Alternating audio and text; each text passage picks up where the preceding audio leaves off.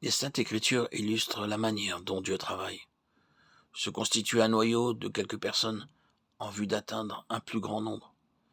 Cela fut vrai à l'époque des patriarches. En ce temps-là, Dieu choisit des individus tels qu'Abel, Enoch, Noé et Abraham. Plus tard, par Abraham, représentant ce reste, Dieu atteignit toute la nation d'Israël. Dieu a introduit la dispensation de la loi par le moyen des patriarches. Ensuite, par la dispensation de la loi et la nation d'Israël, Dieu a introduit la dispensation de la grâce, l'Église. De même, aussi par la dispensation de la grâce, Dieu atteindra celle du royaume, puis celle du nouveau ciel et de la nouvelle terre, la nouvelle création. Le royaume est le prologue du nouveau ciel et de la nouvelle terre. Ainsi, Dieu travaille sur le principe d'une minorité vers la pluralité, la tête duquel tout le corps, alimenté et bien uni ensemble par des jointures et des liens, croît de l'accroissement de Dieu. Colossiens 2,19. Les jointures servent à alimenter, tandis que les liens servent à maintenir l'ensemble. La tête maintient tout le corps dans son ensemble par le moyen des jointures et des liens. Ces jointures et ces liens représentent les vainqueurs.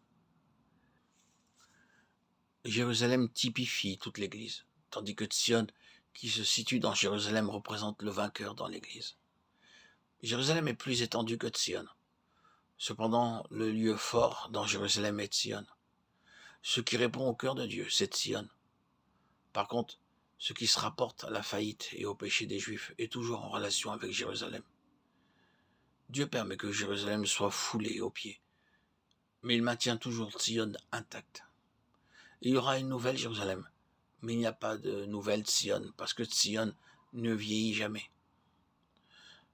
Dans chaque description de la relation entre Sion et Jérusalem dans l'Ancien Testament, il nous est montré que les traits particuliers tels que la bénédiction ou la sécurité de Jérusalem découlent invariablement de Sion.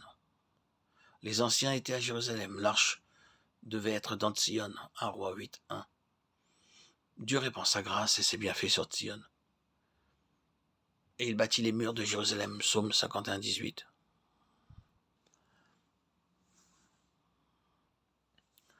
Le nom de l'Éternel est publié dans Sion, et ses louanges dans Jérusalem. L'Éternel bénit de Sion, et Jérusalem en reçoit le bonheur. Psaume 128:5. Dieu habite à Jérusalem, et il est loué de Sion, Psaume 135:21. Dieu parle en premier à Sion, et les bonnes nouvelles atteignent Jérusalem. Dieu demeure à Sion, et ainsi sanctifie Jérusalem, Joël 3:15. Ésaïe 41:27. Dieu aujourd'hui cherche parmi l'Église défaite ses 144 000 chiffres représentatifs, bien sûr, pour se tenir sur le mont Sion, Apocalypse 14:1.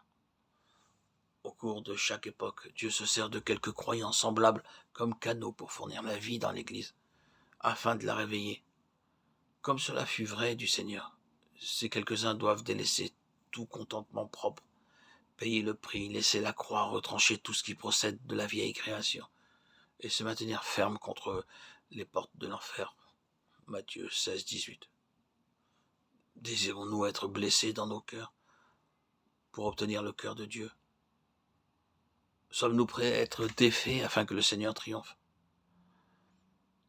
Lorsque notre obéissance sera complète, Dieu punira toute autre désobéissance. 2 Corinthiens 10:6.